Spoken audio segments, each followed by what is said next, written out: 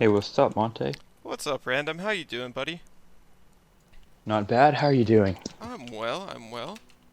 Um, so how's your day been? How do you feel today? We'll start with some Pretty easy good. questions. Just been coding. Yeah, that's all right. Yeah. It's a good day, right? Work is Yeah. never the worst thing in the world. It's never the best thing in the world, but it's never the worst either. Yeah.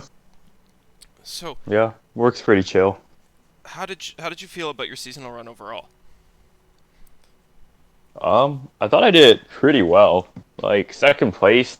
Um, I was really just aiming for top four because that's the invite to Mhm. the championship. The big thing was that I wanted to. I really just wanted to beat What Am I? Like once I saw the brackets Well, you managed because. that. So, Yup. congratulations. Thanks. Yeah, because I've never actually beat What Am I before. Yeah, you were saying that when we prepped the night before. Did you feel like the prep Yeah, helped a bit? Did you like 100%. you think you had a really good set against him? 100%. We actually didn't get to see it on stream, but I know some of the other guys were watching mainstream while it was going on, and they seemed pretty happy with your play. I guess you were very happy Yeah. with your play in that situation. Yeah, like I remember like there was like a couple times where like my Lee Sin died. Mhm. I like against him game 2. And then I'm assuming I went to Twitch chat after him. He was just talking about tossing Lee Sin to trash, something about if you can't win without Lee Sin, you shouldn't be playing Lee Sin. That quote actually comes from Mr. Emotional. I was talking to him about Lee Sin, and he said Lee Sin is the best deck, but if you cannot win without Lee Sin, you should not be playing the deck. I think that's a pretty fair statement. Like you're not going to find Lee Sin a lot of times when you're playing Lee Sin to your best, right? So Yeah. understanding the deck and understanding how to play without finding your champions is super key. hmm Um, Yeah, and also like you can't like even if you draw the Lee Sin, like in some games you just cannot always protect it. mhm. You just have to give it up Like a. sometimes, for sure.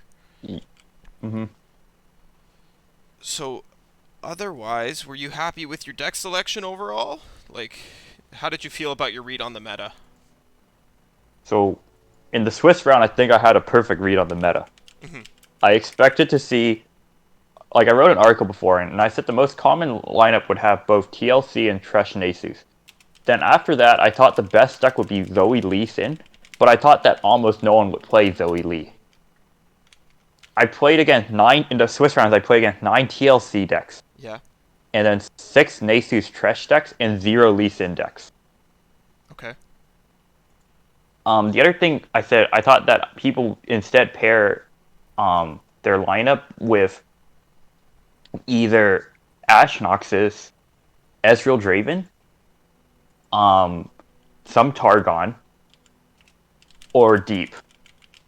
Alternatively, they would play Nasus Trash in like 2 aggressive decks, or they would play something like just like triple aggro, or they would just have like 2 top tier decks and like 1 comfort pick, which is what I did. For the and for the most part, that was just true. Yeah. Like I Uh, like I I. actually saw a lot of deep in my own seasonals run, and I did see Mhm. a couple triple aggro lineups as well, which was surprising to me because I thought with the amount of Thresh Gnosis kind of preys on triple aggro, I think, right? It has a Mhm. pretty solid overall matchup into it, and there was a ton of TLC. Yeah. Yeah, like my thinking was that you would have a lot of people just playing triple aggro as a comfort pick, Hmm. but I thought that anyone playing triple aggro would be out by like round 5. Yeah, I thought so too. Which I guess was the case because I saw most of them after I'd already lost three. So your read was very on point, Random. Um, Yeah. do you have any? Sorry. brain fart. Do you have any suggestions for other people looking to do better in the next seasonal? Like, what do you think is the best way to build your seasonal lineup? Do you think it's better to like try and read the seasonal meta? Do you think it's better to just bring 3 comfort decks? Do you think it's best to bring the strongest deck and then 2 comfort decks? Like, how would you suggest people do better in their seasonal lineup building? So I think the number one thing is you need to get a read on the meta. Hmm. Because even if like you bring a whole bunch of comfort decks, if they get completely crushed by the meta, that's bad. Yeah.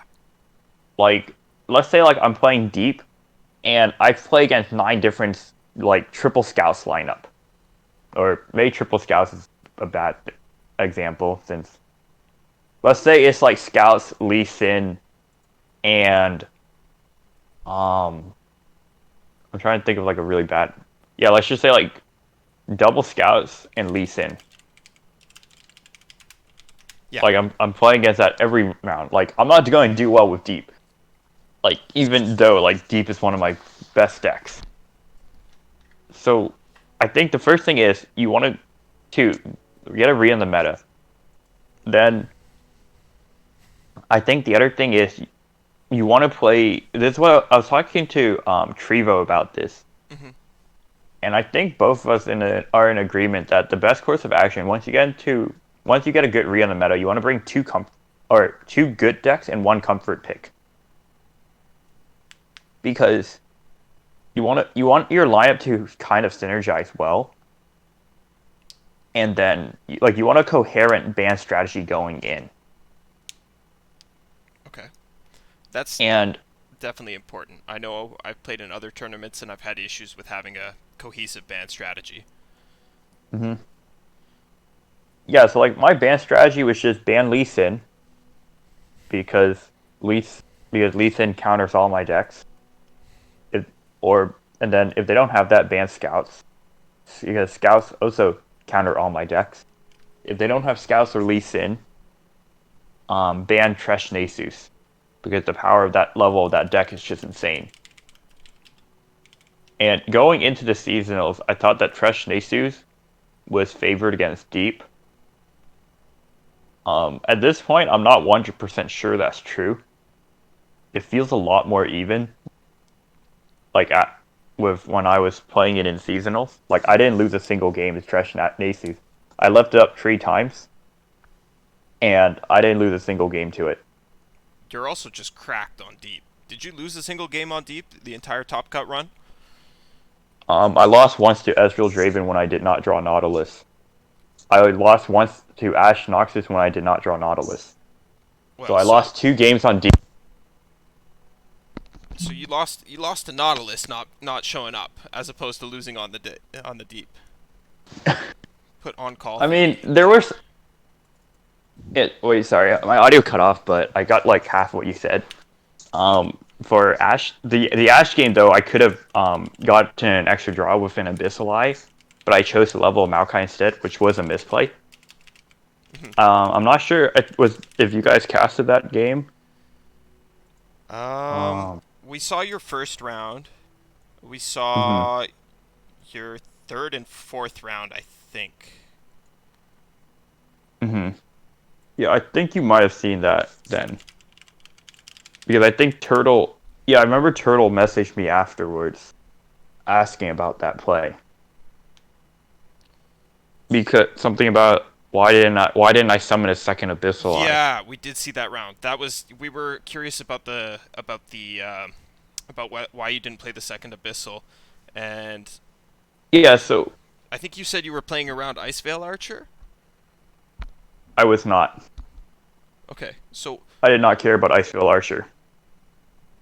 What I was playing around was that he had so I knew he had like 6 units on board, and I only had like 4 or something. mhm. I don't remember the exact number. So I knew that I needed to get a Nautilus down to win the game.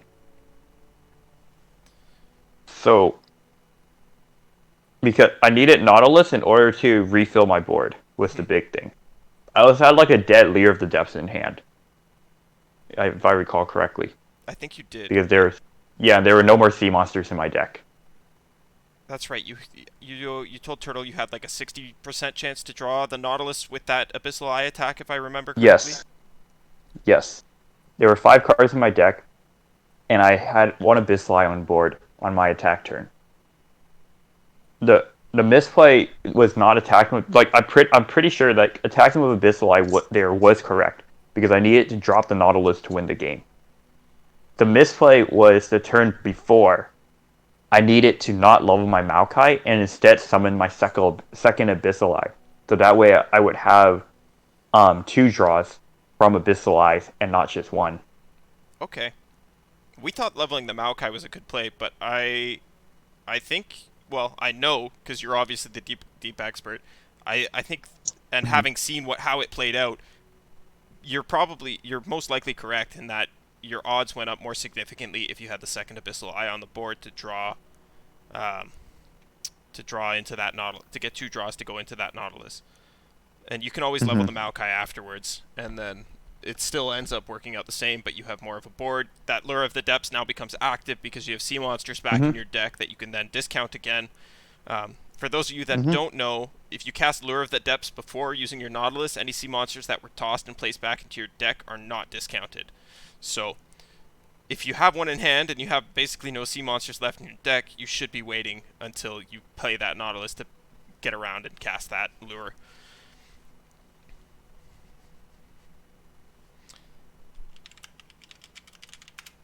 Yeah, I'm still not sure if that's a bug or not. I think it has to be, right? Because Lure of the Depths reads everywhere. And there's no real graveyard in the deck, but I think it's got to be a bugged interaction with the way toss works. Mm-hmm. So, Yeah, it's because obliterated cards are not part of everywhere. However, when Nautilus returns them, if you hover over the sea monster, it says created by Nautilus. yeah. So it's either a visual bug or an actual bug.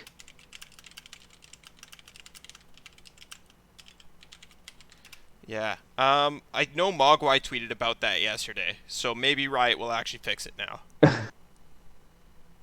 Yeah. Mogwai tweeting things Yeah. technically makes it a bit stronger.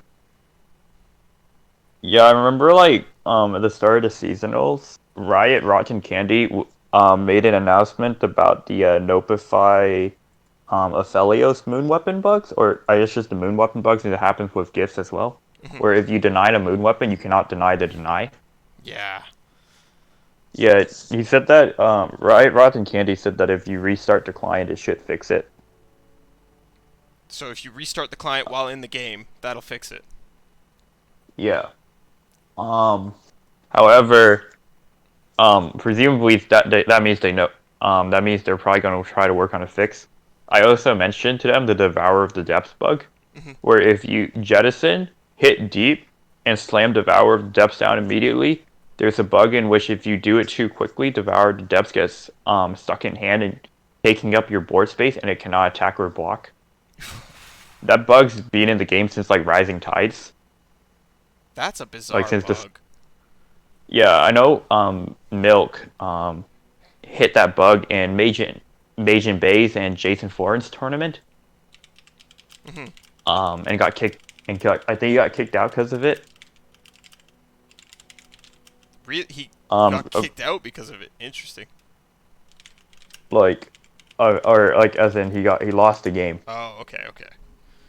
and I think he might have tried to restart the game, but I'm not sure. I'm pretty sure though when I try to restart the game, I've never seen someone that hit that bug actually manage to reconnect into the game. Bizarre. Yeah, Bizarre. So let's think. but they What? they they said they would look into it. Well, at least it's on their radar. That's the most we can do. Make them aware of Hmm. it. Um, Beyond that, so chat has brought up Bone Skewer in Deep. What do you think of that? Do you think Hmm. that's actually the play? I think it sounds pretty good myself.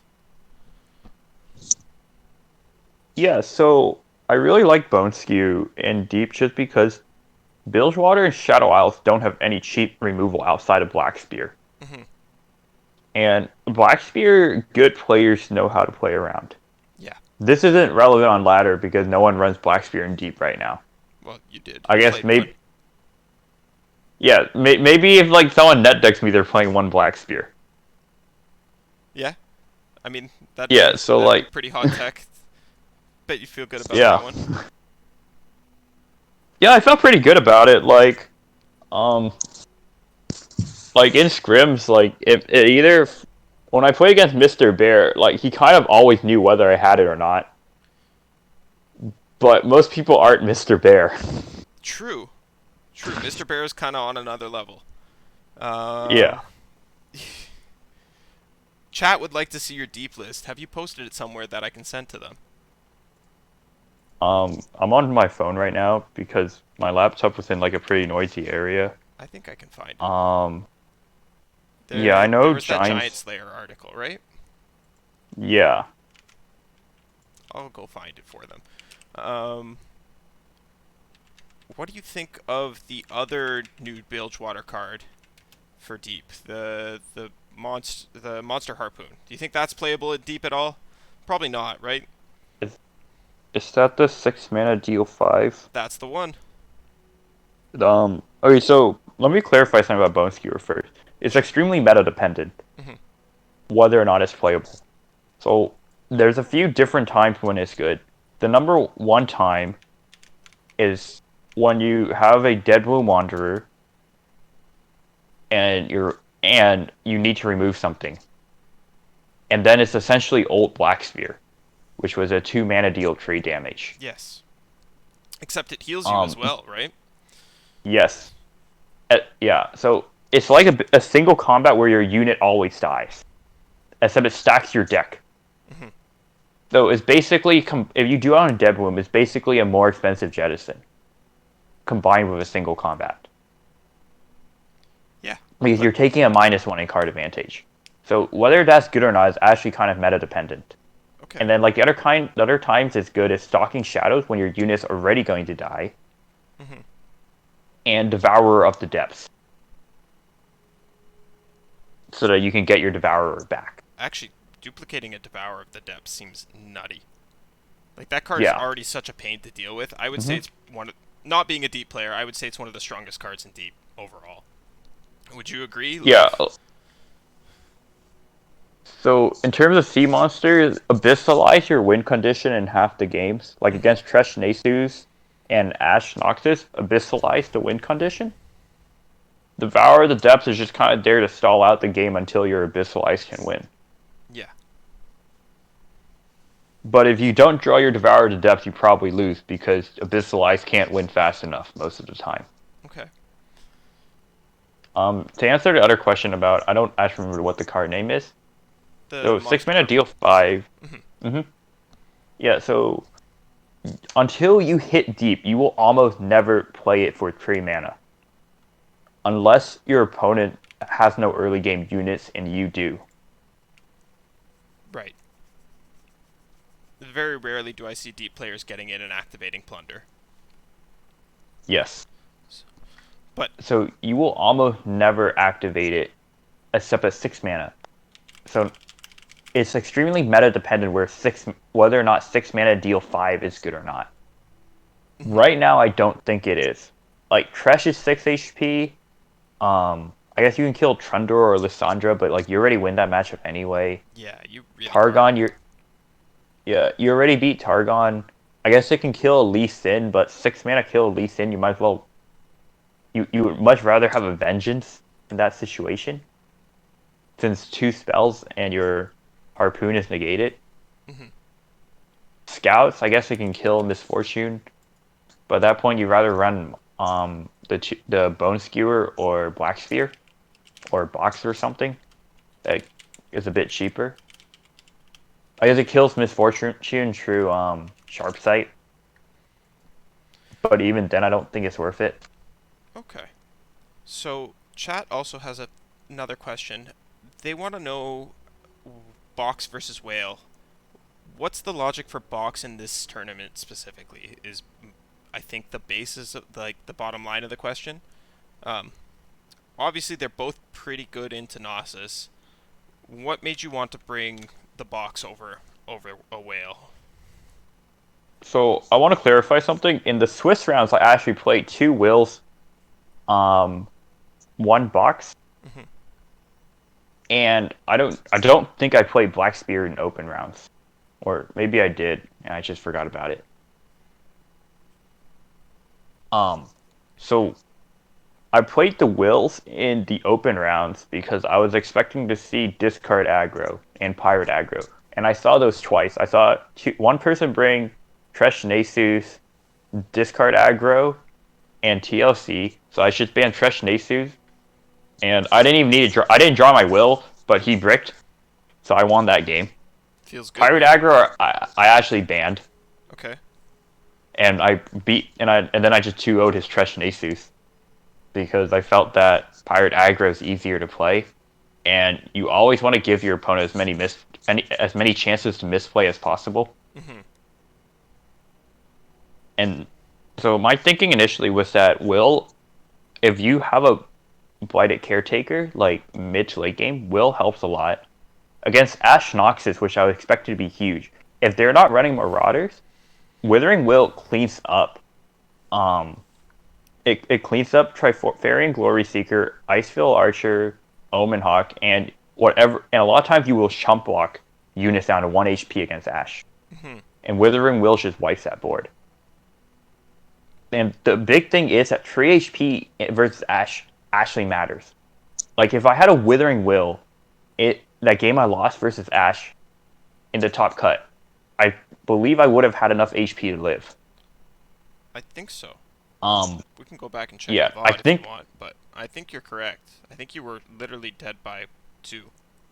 Negative yeah, 2. So I think the 3 HP would have made a difference. yeah. So the other thing is Box is better against Legion Marauders, Hmm. but going into the top cut, the reason I switched from Will to Box was I did not actually think it wasn't actually for Ash. I did not expect to see that many Marauders. I looked at the list. There were only 3 people that brought, or 4 people brought Ash, and only one of them had Marauder. So the big thing is about Box is that on the Blighted turn for Tresh Nasus, when they summon out 2 units, they with Caretaker, both Will and Box would clean that up, but Box would actually clean up the Escape Abomination as well if they had Caretaker, or if they had Curse Keeper on 2. And otherwise, And the that escaped abomination is pretty hard to deal with, right? Yep, exactly. Um, the other thing about Box is that it's much better against it's much better against Ezreal Draven. And you knew you were facing Withering Ezreal Will against Draven first round because yes, you knew you were going up against Tippy, right? yep. Yeah. Like in Swiss, I actually lost a game in which I drew Nautilus to Ezreal Draven because I just had a dead Withering Will. If it was a box in the Swiss rounds, I would have won the game. It's If he interesting summoned an how the Ezreal, one. I could not deal. It's interesting how two similar cards fulfill such different purposes, and like they make different matchups so much more or less bearable depending on which Hmm. ones you've teched on. Um, Yeah. the next question There's I one have. other. Oh yeah, go ahead. Sorry. There's one other thing about box. It's that it's much better against Zoe, Acel as well.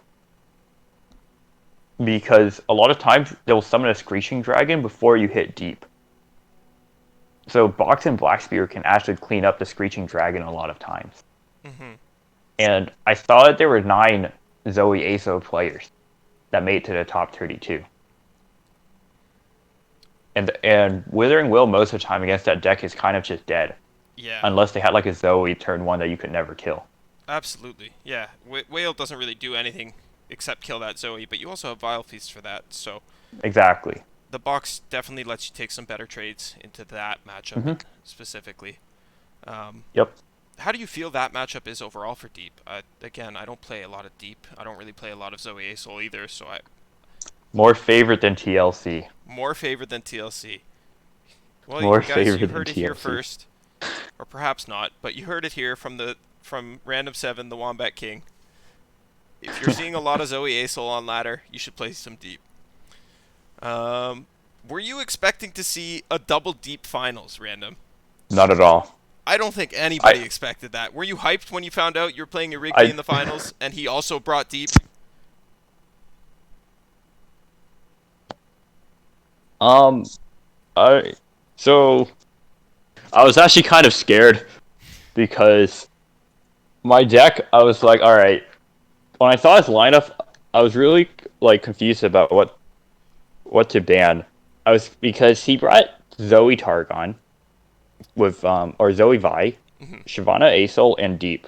Yeah.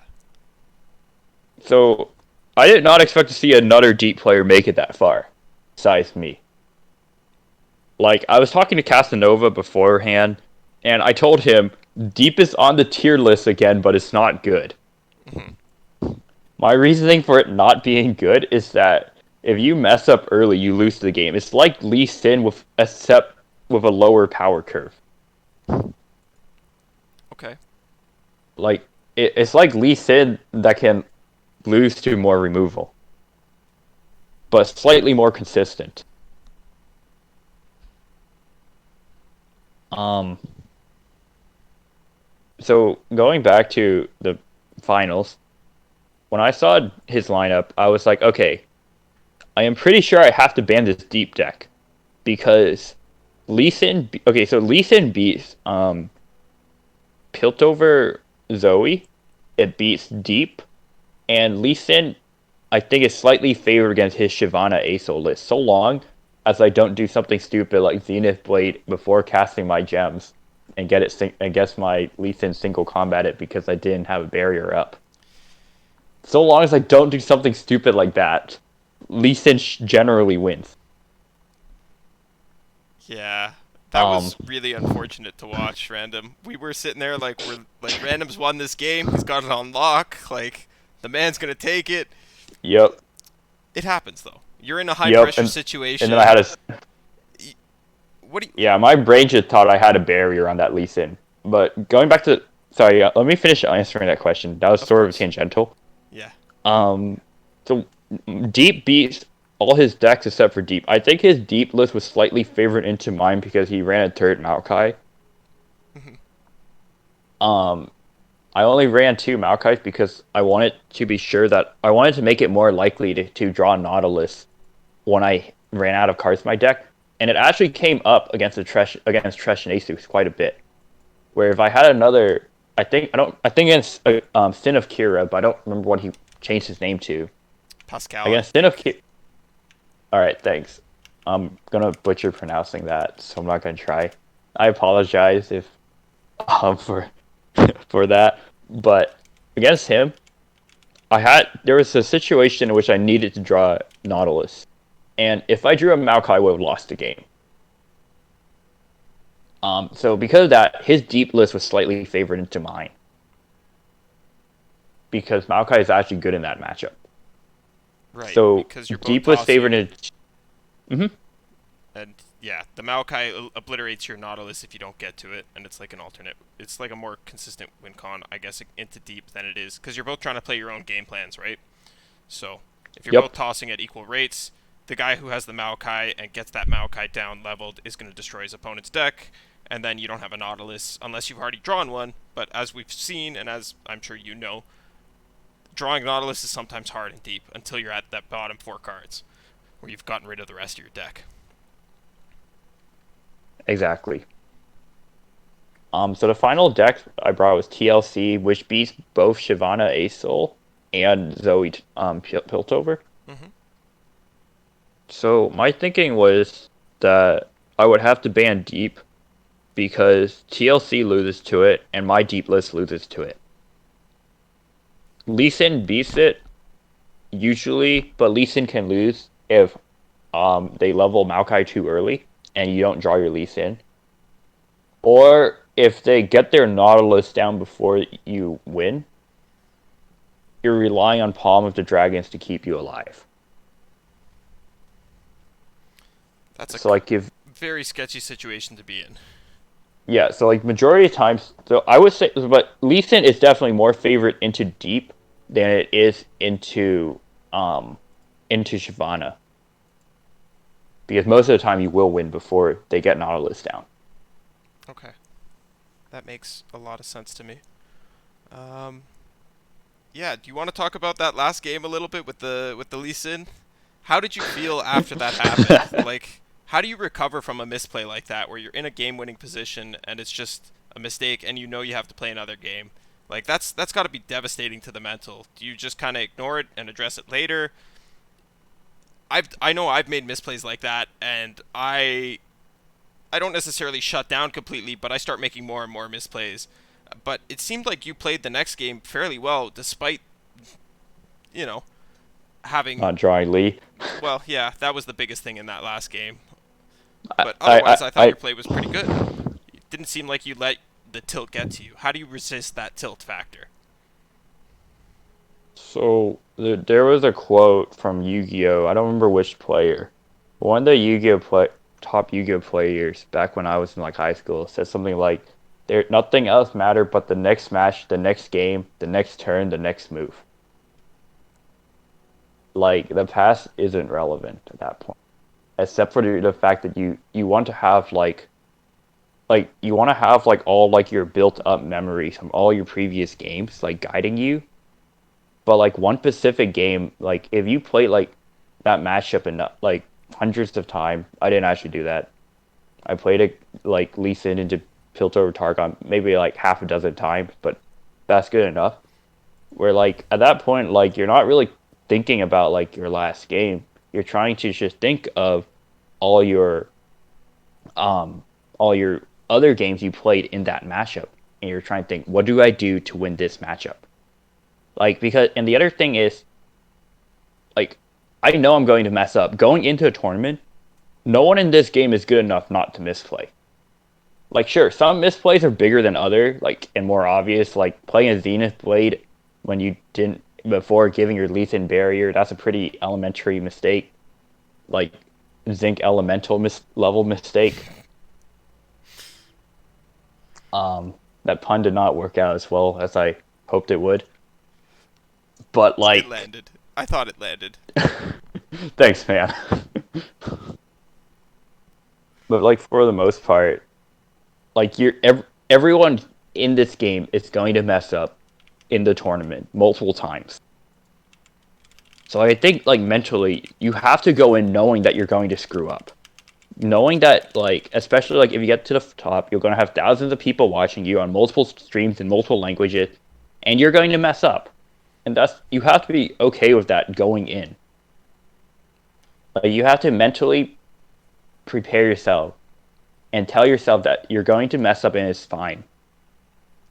So basically, what you're saying is that this is just the mental that you need to have if you want to be a top player and you want to be up here with the rest of them.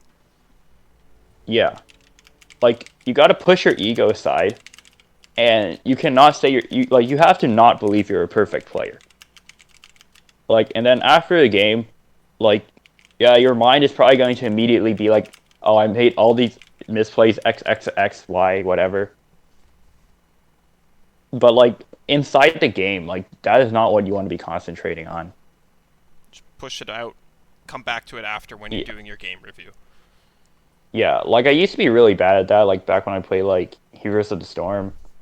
Mhm. Like especially like when your team was like, why would you make that call? And then like and you're like thinking about like all this better stuff you could have done.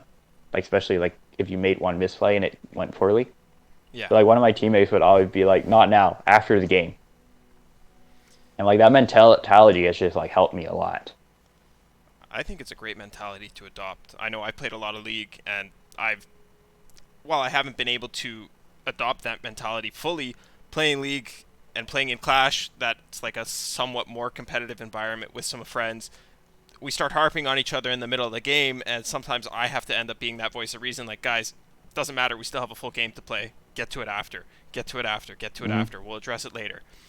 And Yeah. that's like I said earlier. That's what game reviews are for. That's why you go back, you record your games, Hmm. you go back, you watch the misplays. That's why Floppy spent 13 hours yesterday streaming his seasonal review. Like Hmm. it's you just can't really let it get to you while you're still up there competing. You're still on the stage. You still have a next game to play. Exactly like you said. the next game, the next move, the Hmm. next play, that's what matters. What happened in the Yep. past, worry about it later. You can't change it. It's done. Yeah. Do you have any tips for people looking to adopt that mentality?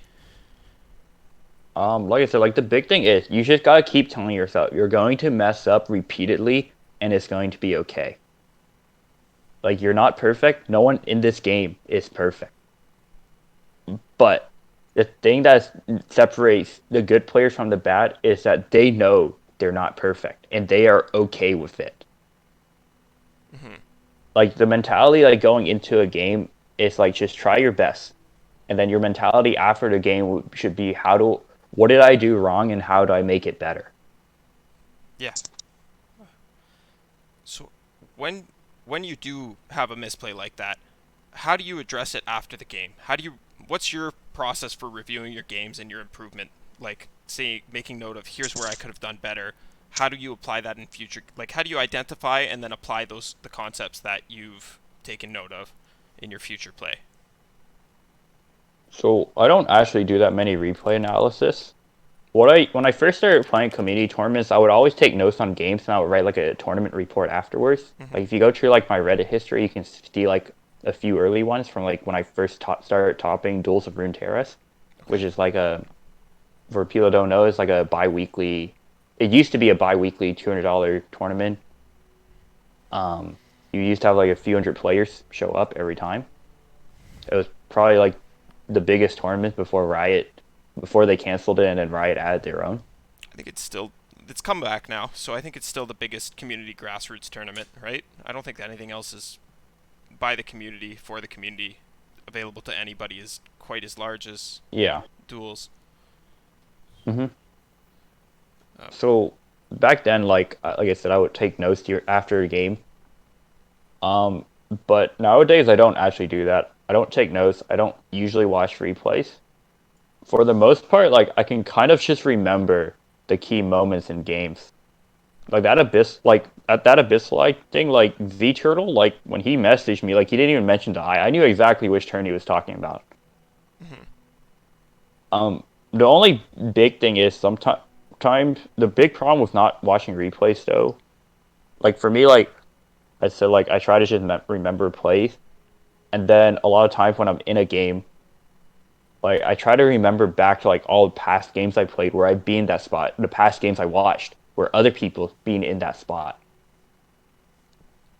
and like you kind of start like just like you start kind of like start trying getting a feel for what you think the best play will be based on all like the past games you played or seen before.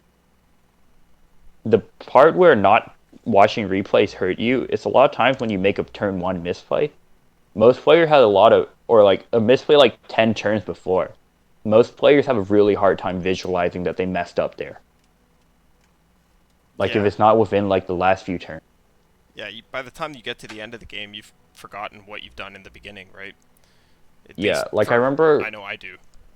mhm. Like I remember in like door 14 or something, like I made it to the finals against 7X Spain. We had a Demacia mirror. And I lost that game to like Boulevard and Jay Doza were screaming about how my opponent top decked the Windfarer Hatchling for lethal. Hmm. But the thing is, like 5 turns prior, there's a block I did not take. And I took a bit of extra damage when I could have blocked. Because he had a scout attack and then on the actual attack, like he attacked then. And like stuff like that, like a lot of people might not notice. There might be like, oh, I played that game perfectly. If he didn't top deck that Windfarer Hatchling, I would have won that game. So what you're saying is basically that you always need to be aware that there's something you could have done better. I mean, not every Yes. situation, because some games you do play near perfect. I don't think there's like without perfect information. I know I've talked to Drizoth about this a little bit. Like it's really hard to identify the perfect and the correct lines, but there's Hmm. always something that you could have maybe double checked, triple checked, thought about once more. A block you could have taken, a block you Hmm. could have skipped, an attack you could have taken, Hmm. an attack you could have skipped, like stuff like that. Did you have to use this mystic shot here? Did you have to do that? Basically, you're making note of all these situations as you go through them, and you're just filing them away in your brain, and then after the game, you kind of going through them on your own and identifying, well, here's something I could have done different. There's something I could have done different. How would the game Mhm. have played out had I made these alternate plays? And that's what you do, and that's helped you to improve and take your play up to the level you need to be at to make it to the seasonal finals. Mhm. Overall, you're happy with your performance, you said, right? Your goal was to make top 4. You crushed that. You made it all the way to the finals. You brought NA the double deep finals that nobody expected. I thought it was a great set to watch. Yeah. Do you have any tips Yeah, for glad you people? found it enjoyable despite the blunders on my part. I mean, the blunder just added some spice, Random. That's all there was to it. It just made it better because it was like, oh shit, we were on the edge of our seats. We're like, God damn, what happened? We're all like, oh man, I hope he keeps his head because that's rough. I've made plays like that, just like I've said, and it throws me right out of there. But you definitely played the next game about as well as you could have. I don't think we saw I anything glaring misplays in that one. I made a huge misplay in that one. I was slightly tilted about not finding at least in. I had a spell thief at some point. Hmm. I was supposed to immediately spell thief iterative improvement on his Solari Priestess, next turn Solari Priestess, take the 25% chance of finding a Lee Sin. We didn't With even see that line. We thought you misplayed the Spell Thief a little bit, if I remember correctly, but we didn't see the Solari Priestess line. That's brilliant. Like, the fact that you can come back to that now, days later, and no, like, that's what I should have done. That's a winner's attitude, I think. Yeah, like the moment like I played that iterative, like I saw that line. Or Ah, well, actually no, the moment I played the spell thief, I was like I can't. I saw the line, but I was like, wait, I can't actually do this because I'm gonna lose the game next turn, hmm. which happened, despite whatever I did. But yeah, that was like the part where it hit me, where I was like, wait, I'm an idiot. It I had a happens. 25% chance of finding Lee Sin, and I didn't take it. It happens to the best of us. It. Yeah. I don't know. Do you have any tips for people that are not quite at the highest level, that are looking to take their game to the next level? They're looking to compete in the next seasonal. Um, that are looking to build, like you built your own deep deck, right? Deep is obviously a concept, but you took all the pieces together and you figured out this is why I want this card, this is why I want that card. Do you have any tips to help people improve their deck building, their play, their and just step their game up and become competitive? So the number one thing that applies to every single game, like I played a lot of games. Like I was Legend in Hearthstone. I was 1 point away from qualifying for a Hearthstone National. I qualified for Yu-Gi-Oh Nationals like multiple times. I was Grandmaster in Heroes of the Storm. I used to play back when I was in high school before Bitcoins were like legally considered a currency. When people were like, "What is this?" I used to play poker for Bitcoins, and then, like I made more than minimum wage doing that. Like the number one thing in like every single game is know what your win condition is and what your opponent's win condition is. Every time you make a move, the question you need to ask, how does this advance my win condition, and how does it slow down, or how does it slow down my opponent's win condition? Like those are the two questions that you need to always ask yourself every single play. How do I win this game? How do I win this game, and how do I improve my chances of it, and how do I stop my opponent from winning the game? I think that's very good advice to give people. It's something that I sometimes forget myself, and I just start, after you've played for a couple hours straight, you just go on autopilot, and Mm-hmm. then it just like you make plays that just don't advance your win condition. They don't stop your opponent's win Yep. condition. If anything, they start playing into your opponent's win condition. Yep. So definitely something to keep in mind, guys. If you're looking to improve, you heard it here from Random. Random says, identify your win conditions. Ask yourself, is this helping my win condition? Ask yourself, is this slowing down my opponent's win condition? And knowing your opponent's win condition is good as well. And Mm-hmm. part of that is being familiar with the meta, being familiar with the decks in the meta, and playing things that you understand. Um, I I know you guys have heard me talk a lot about playing decks I'm solid on, that I'm comfortable on. Decks like Nightfall, which I've played a ton. This past season, I spent a lot of time learning Nightfall, and I catered my own list to be able to identify my win condition and play towards it. Um, so, is that something you would recommend, Random? Do you think people should take net decks and then kind of tweak them a little bit to suit their own play styles? That's something I'm kind of big on, and Um, I try and talk about a lot. at lower levels, if so long as you understand why you're playing a certain card, I don't think decks matter as much.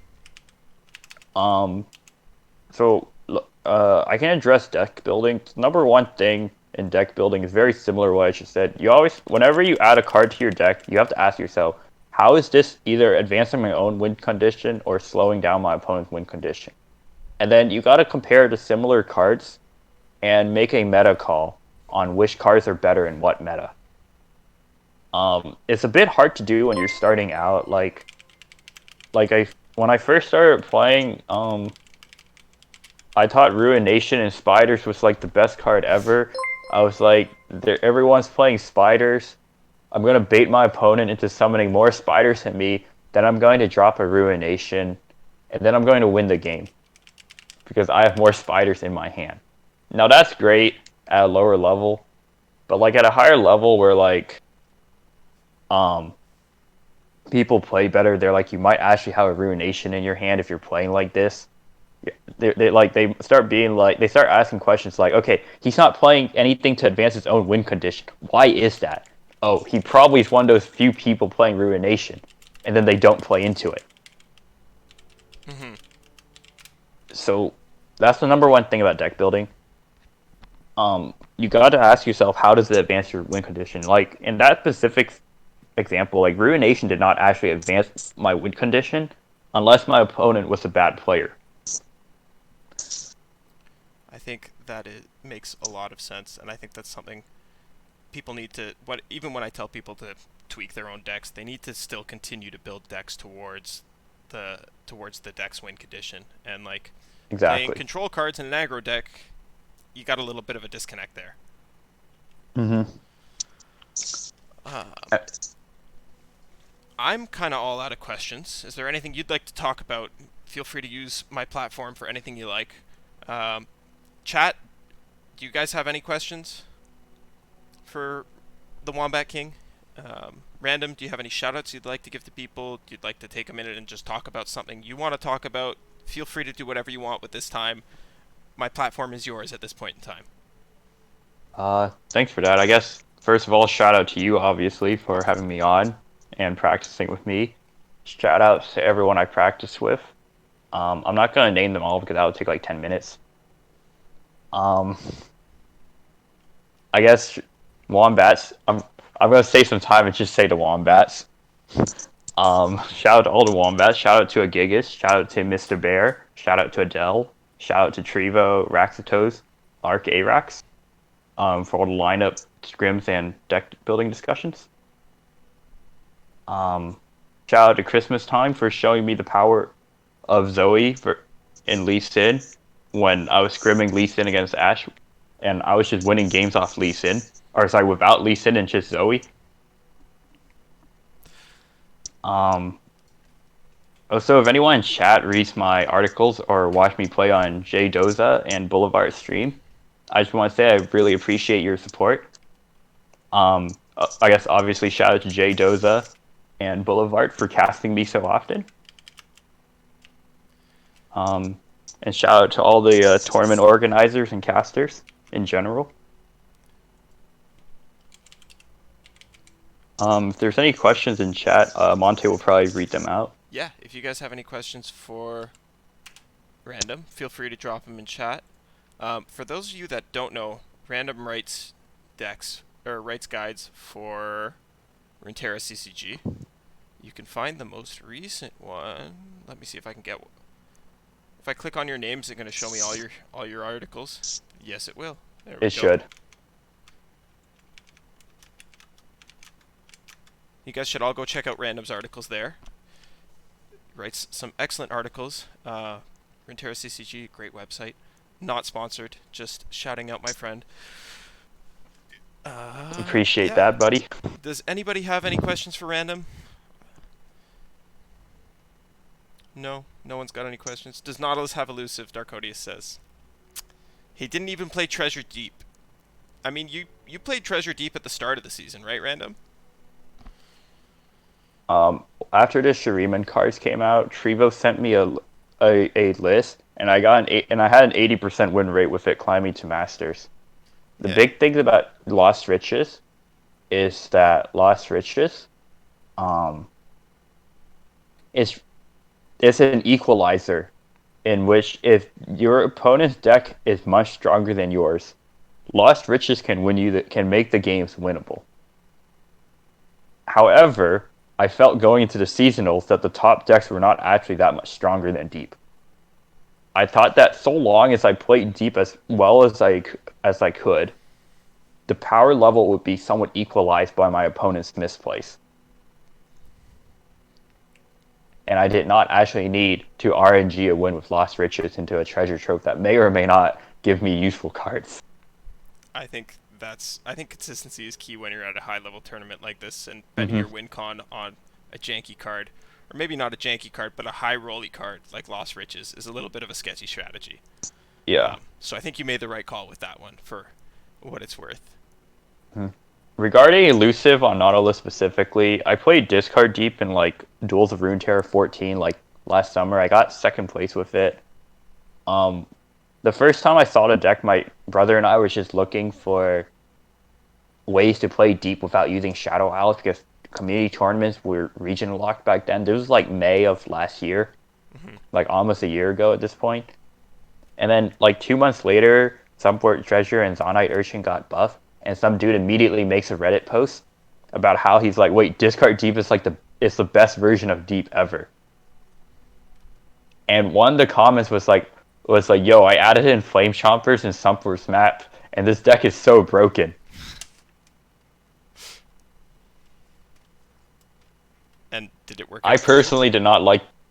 I didn't actually try the idea out. I went a different route. I know I BBG I was added playing that different turbo deep removal. for a little bit.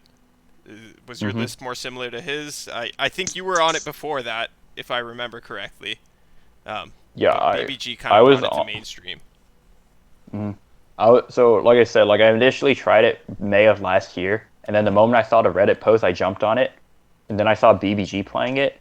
I think my list was most similar to like the dude on Reddit and BBG's list with different removal. Okay. And I only ran one Twisted Fate, which was the big thing compared to other lists, Hmm. because when I initially played the deck, I kept decking myself out whenever my Twisted Fate leveled. But I think that was just me being a bad player I mean, at I've the almost time. decked myself with Twisted Fate a couple times, but usually Yeah. TF Fizz ends the game before that, so Hmm. not so This much of was a Twisted concern Fate here. Nautilus, though. Exactly, exactly. So you're actually tossing away your own cards on top of drawing through them. Um, Yep. More questions from chat. Is there any new card you're very hyped for from the expansion? Um, I didn't actually look at all the new cards that much. There's something that I think draws a card when it gets returned to hand. I don't remember what it's called. Yeah, Droplet or something like that. Something Droplet. The one mana Ionia card attune. Hmm. Yeah, I really want there to be as many support for like that kind of play style where like it's just like where like your hand is your board and vice versa. That's cool. Like I want to do something cool with that. So do you think a return retreat archetype or like a recall archetype might actually have some potential coming up? I have no idea, but I just want it to have potential. Okay. Well, Like I really like decks that are not that the play style is not too linear, where you have a lot of different options about what to do.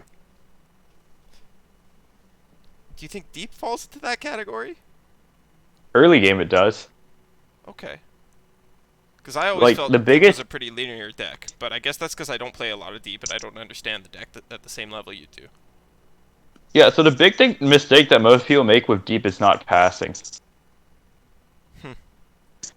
Like, Deep is actually a slower deck than most people think. It actually just wants to keep passing. Like, if your opponent lets you pass repeatedly, you are more than happy to spend, like, 1 mana on a Dredge Dredgers or a Jettison and just keep passing.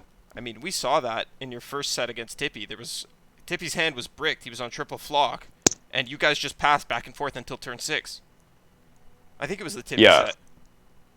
Yeah, I actually lost that game because I didn't draw Nautilus until the game was already over. Yeah, that one was a little But bit if I rough. had a Nautilus in my hand, like, I would have won that game because of the fact that we kept passing back and forth. I mean, Tippy also kind of, even though his hand started really bricked, he ended up with a pretty decent hand from what I remember. It really came together for him. Yeah, versus my hand never came together. No, not quite. The next question from chat: have you tried Talia Deep with Slaughter Docs? No. Is this Manesia asking the question? Because No, if so, it's that deck is GMO. cool. It's Alright. one of my longtime viewers, GMO. He wants to know. That's the... Is that something you would Well, be interested in trying? Do you think that gets any better with the new expansion and the addition of Bone Skewer? I honestly don't know. Manesia Lore is the person to ask that to. I think so. I think Manesia is the person to ask that. Yeah. So, if chat has nothing else to say, I think I will let you go, unless you have more to say. You're welcome to say anything else you want to say. I have nothing more to add, except I guess thanks to you and all your viewers for having me on. Anytime. Oh, Tempo13X says, congrats on the tourney. It was a pop-off. Thanks, man. I appreciate it. I know that Tempo topped the first seasonal with Deep. My biggest regret that seasonal was not bringing Deep. I brought Gohard instead and lost, and went 4-1 losing to a counter Gohard lineup. I literally wrote an article on Deep the week before. Oh well. Can't turn back time, like you said. You just gotta deal with it. Yep. You made the correct call bringing Deep this time, obviously. It took you to the finals. Yep. So, you live and you learn. Yep. Random, you're always welcome to come back onto the stream. If you ever want to come, hang out, chat, co-op play, anything, you're welcome here. Just let me know. I will be more than happy to have you on. Thank you for the interview. Yeah. And I hope you have a wonderful Thanks again evening. for your time. You too.